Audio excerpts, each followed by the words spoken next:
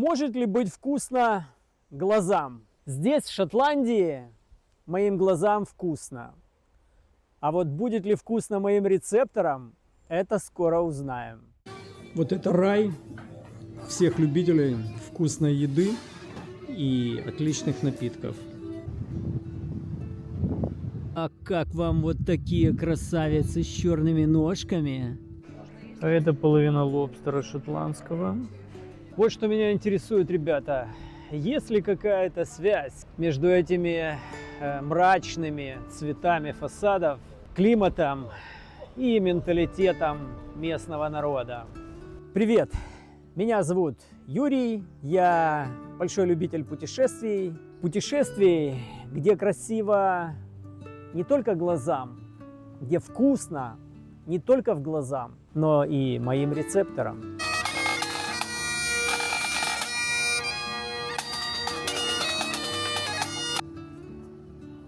Об Эдинбурге и Шотландии уже сняты тысячи прекрасных видео.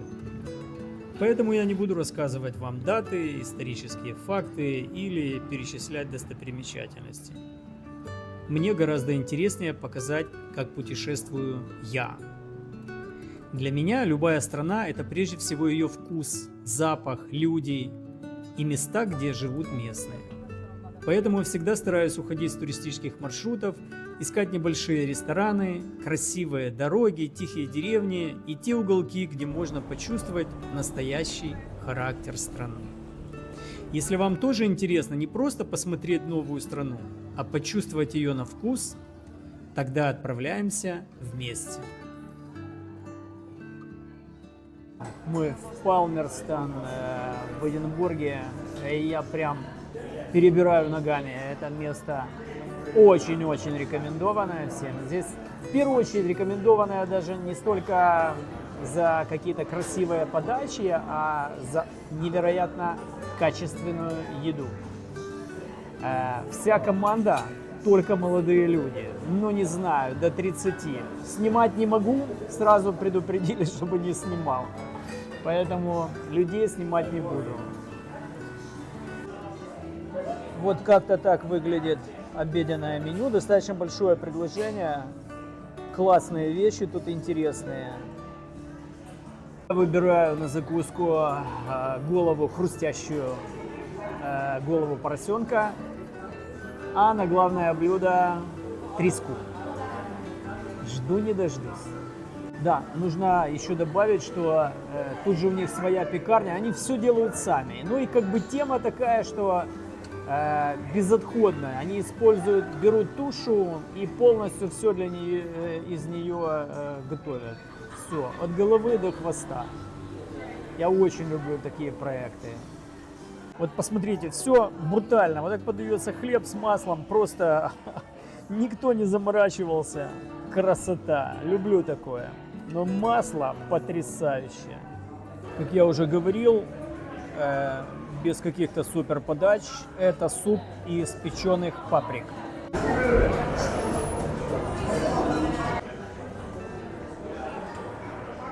Ой, ой, хорошо. Он такой кисло-сладенький, острый, прекрасно согревает. Супер для холодной погоды. Прекрасный суп. Сытный и в то же время легкий. Очень хорошо. А вот так выглядит голова поросенка. Это фактически крокета.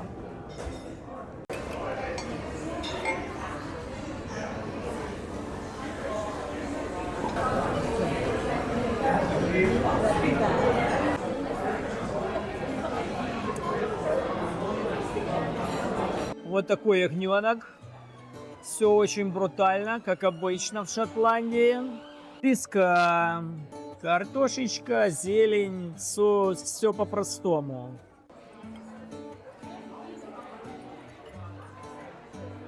Баранья вырезка с чечевицей. Очень интересная комбинация.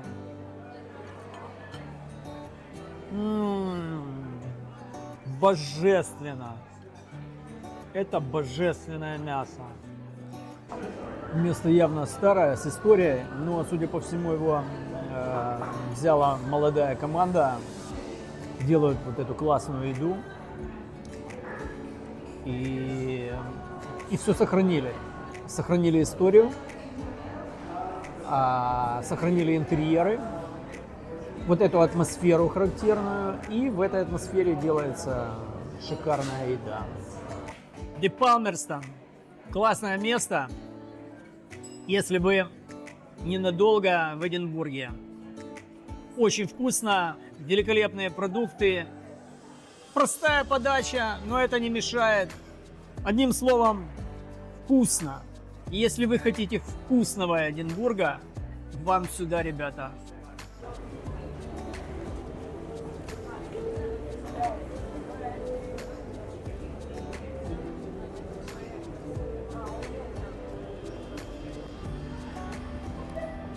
Вспомните цветные яркие фасады Франции, Испании или Италии. Почему же здесь, в Британии, в Шотландии именно так? Серовато, визуально скучновато, особенно не за что захватиться взгляду, связан с солнцем. Да, ребята, с солнцем. Судите сами, большую часть времени идет дождь, погода хмурая, люди проводят время или на работе, или побыстрее стремятся добраться домой для того, чтобы просто согреться в тепле, провести время в уюте дома. Именно поэтому, как таковой культуры питания вне дома или наслаждения жизнью вне дома, она не очень развита здесь. Именно поэтому мы видим в пятницу и в субботу пустые рестораны, или они начинают посещать рестораны примерно в 4, в 5, в 6 часов вечера. Именно по этой причине магазины в основном полны полуфабрикатов. То есть понятно, если люди проводят много времени дома, им как бы не хочется каждый день готовить, а в ресторан они ходят в основном по какому-то событию. Это мое мнение. Так я себе это прочитываю. Если есть другие объяснения, что думаете вы, пожалуйста, напишите в комментариях.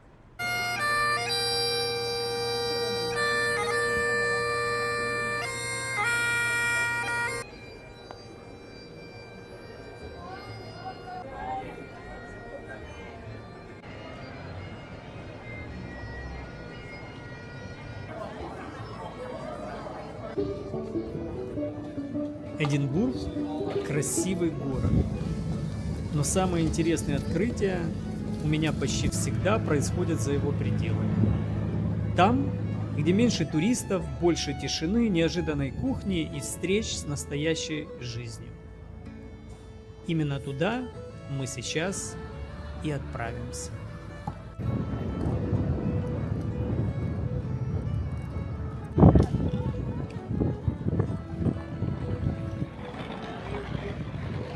А вот это место, ребята, я вам очень рекомендую.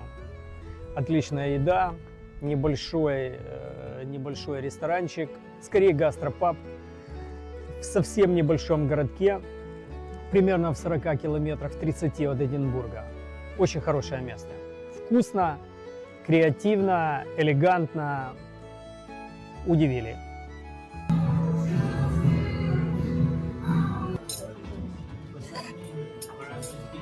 К счастью, мы поближе к Эдинбургу, и еда уже выглядит более гармонично, более элегантно, и это хорошая новость.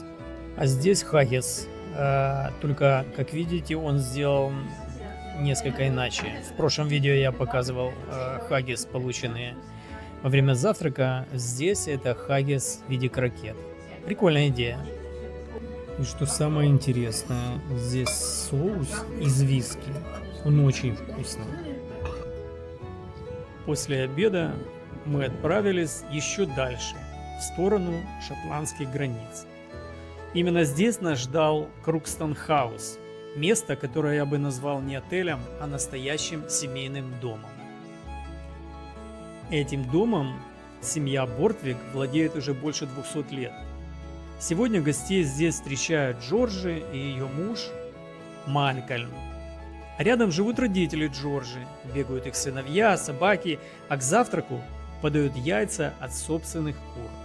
Наверное, именно такие места я и люблю больше всего. Здесь ты приезжаешь не в гостиницу, а словно в гости к людям, которые искренне любят свой дом и с удовольствием делятся этой атмосферой с каждым, кто переступает порог.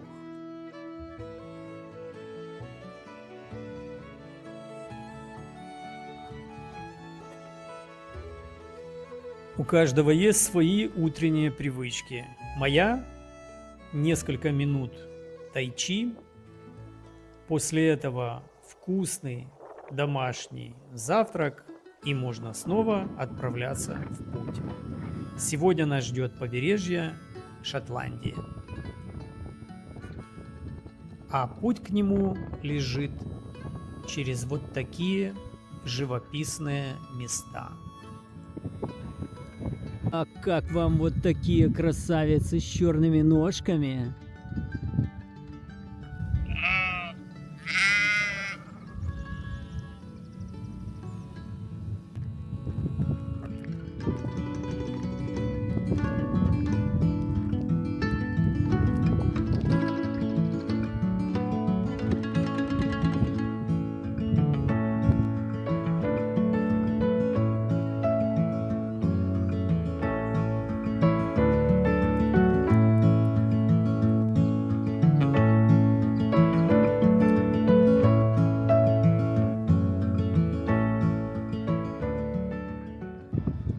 Мы на побережье в городке Эймут.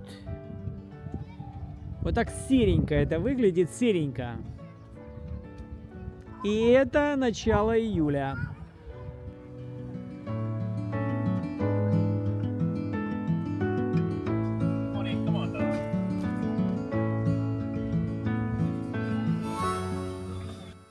А где покупают вкусненькое местные шотландцы? Вот в таких деликатесных лавках. Надо признать, что это немного уступает итальянским лавкам или французским лавкам. Но самое интересное здесь можно купить то, чего нет практически ни в каких супермаркетах, потому что ассортимент супермаркетов все-таки бедненький.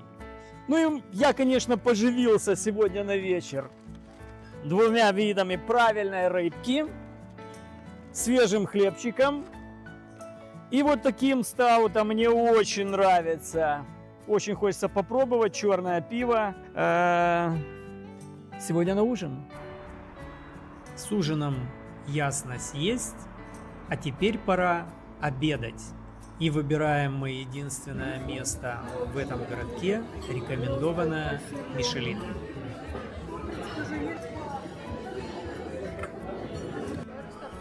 Вот так устрицы выглядят.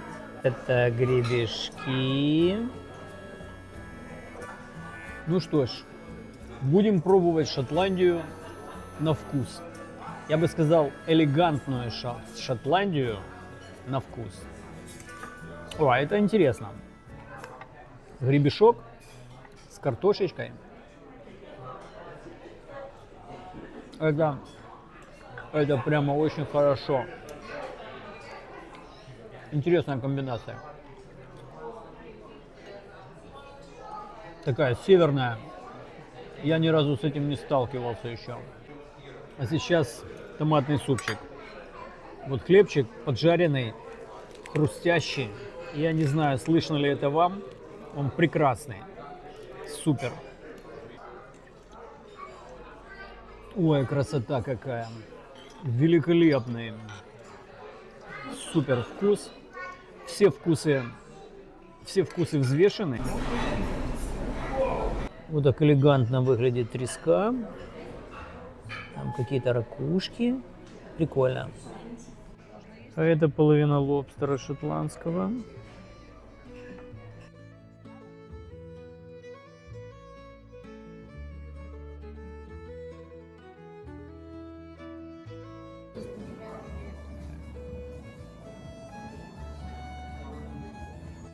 Так, ребята, Stables, ну или конюшни. Классное место.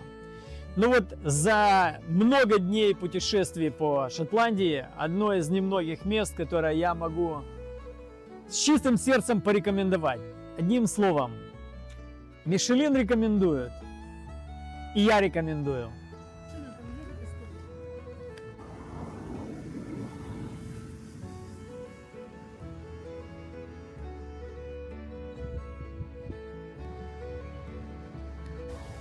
И в Северном море можно купаться, как видите.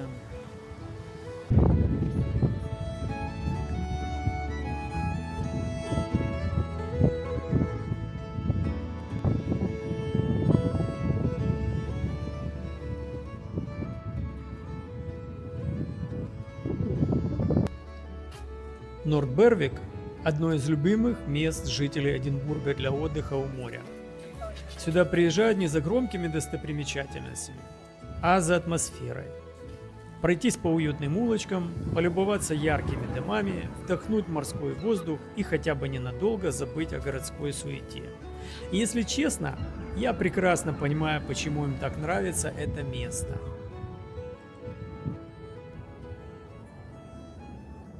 Мы покидаем уютный дом Джорджи и Малкольма и ненадолго возвращаемся в Эдинбург.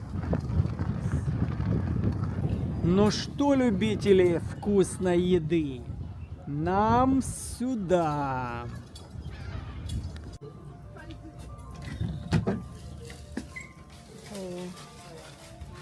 Это место я, как владелец 2 пражских ресторанов, просто не мог не посетить. Думаю, каждый гурман меня поймет.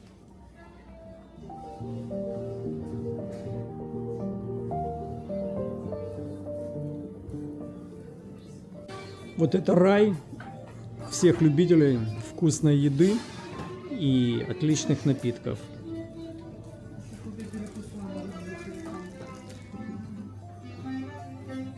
Знаменитое, великолепное место. Место с историей от 1937 года.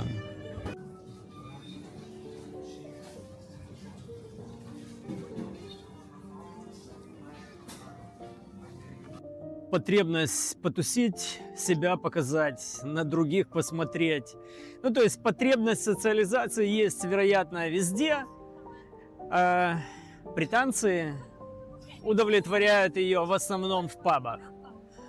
А в ресторанах, как я уже говорил, они отмечают какие-то события. День рождения, годовщину свадьбы или встречу с родственниками. Очень часто видно в ресторанах, что за столом сидит семья, которая собралась в выходной день. Это 2 или 3 поколения, при этом самые старшие платят по счету. Ну, то есть фактически они платят за то, чтобы увидеть своих детей, внуков. Это тоже интересное наблюдение. Южные народы учат нас наслаждаться жизнью вне дома, наслаждаться социализацией. А северные, такие как британцы, шотландцы, Норвегии, они наоборот показывают нам, как можно наслаждаться домом, находясь дома. Наслаждаться теплом, уютом, своей семьей. И это, пожалуй, самое ценное наблюдение, которое я выношу из этой поездки. Подписывайся, хвали или ругай.